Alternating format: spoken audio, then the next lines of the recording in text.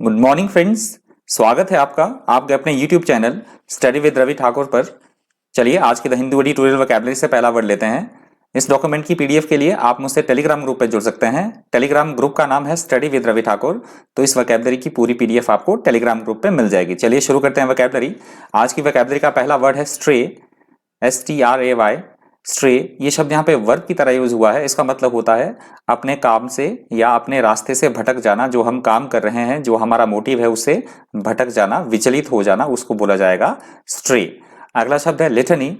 Litany यहाँ पे noun की तरह यूज हुआ है। इसका मतलब होता है शिकायत की सूची बनाना। हमारे पास बहुत सारी शिकायत है किसी के पास कुछ करने के लिए, तो उसकी एक लिस्ट तैयार करना, या फिर किए जाने वाले जो हमने काम करना है, कितने सारे हमने काम करने हैं, उसकी एक सूची तैयार करना, उसको बोला जाएगा लिटनी।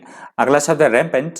रैम्पेंट यहाँ पे एडजेक्टिव की तरह यूज हुआ है। इसका मतलब होता है किसी बुरी चीज का, ऐसी कोई चीज जो सभी जगह पे विद्यमान हो और वो बड़े अनकंट्रोलेबल मैनर में फैलती रहे, बड़े अनियंत्रित तरीके से उसका बढ़ना, उसका फैलना, उसको बोला जाता है रैम्पेंट। अगला शब्द है नेपोटिज्म। नेपोटिज्म यहाँ पे नाउन की तरह यूज हुआ है। इसका मतलब होता है सरकार में, या अगर हम कहीं ऊंचे पद पे विद्यमान हैं तो अपने चहेतों को फायदा पहुंचाना, भाई भतीजावाद, किसी भी फील्ड में अपने चहेतों को, अपने रिश्तेदारों को फायदा पहुंचाना, उसको बोला जाता है नेपोटिज्म। अगला शब्द है डिटेरियोरेटिंग। डिटेरियोरेटिंग यहाँ पे वर्ब की तरह यूज हुआ है। इसका मतलब होता है किसी भी काम को या किसी भी स्थिति को बिगाड़ना, उसको पहले से वो बिगड़ी है और उसको और ज्यादा बिगाड़ देना, उसको बद से बदतर कर देना, उसको बोला जाएगा डिटेरियोरेटिंग। कर देना या बदतर वो स्थिति हो जाना अपने आप, उसको बोला जाता है डिटेरियोरेटिंग। अगला शब्द है ओवररीच। ओवररीच यहाँ पे वर्ब की तरह यूज हुआ है। इसका मतलब होता है बहुत ज्यादा प्रयास करने के बाद भी, किसी काम के लिए हम बहुत ज्यादा अथक हम प्रयास कर रहे हैं और उसके बाद भी हम असफल हो जाते हैं या असफल हो जाता है, वो काम नहीं बनता, तो उसको बोला जाएगा ओवररीच। अगला शब्द है इंसेसेंट।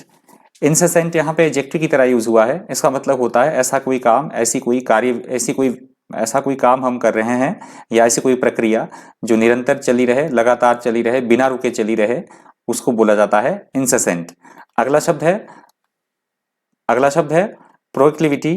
प्रोक्लिविटी यहाँ पे नाउन की तरह यूज हुआ है। इसका मतलब होता है किसी व्यक्ति या वस्तु के प्रति विशेष झुकाव होना, या हम सोचते हैं कोई बात है, कोई स्थिति है, उसके उसके प्रति सोचने की एक अलग प्रवृत्ति होना, उसको बोला जाएगा प्रोक्लिविटी।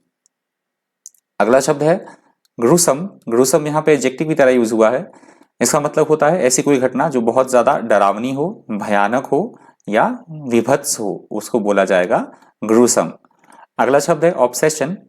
ऑब्सेशन यहाँ पे नाउन की तरह यूज हुआ है। इसका मतलब होता है किसी व्यक्ति या वस्तु के प्रति कोई विशेष तरह की धुन सवार होना, सनक सवार होना, या हम बोल सकते हैं उसी व्यक्ति या वस्तु के बारे में सोचते रहना और उसके अलावा हमारे दिमाग को कुछ और ना सूझे, उसको बोला जाता है ऑब्सेशन।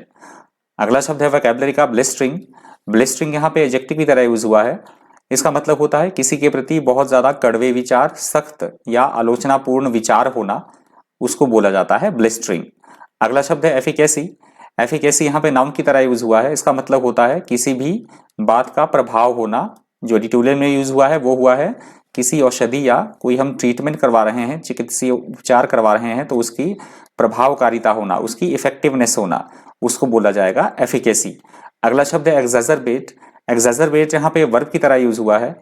इसका मतलब होता है किसी रोग, समस्या अथवा स्थिति को बिगाड़ देना, उसको और ज्यादा खराब कर देना, उसको बोला जाएगा एग्जैजरबेट। अगला शब्द है रिगरसली। रिगरसली यहाँ पे एडवर्ब की तरह काम कर रहा है।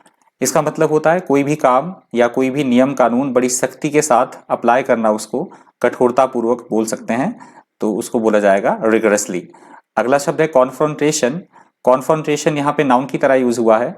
इसका मतलब होता है किसी से आमना सामना करना, किसी से मुकाबला करना या किसी का विरोध करना, इस सेंस में यूज होता है इसका कॉन्फ्रंटेशन का।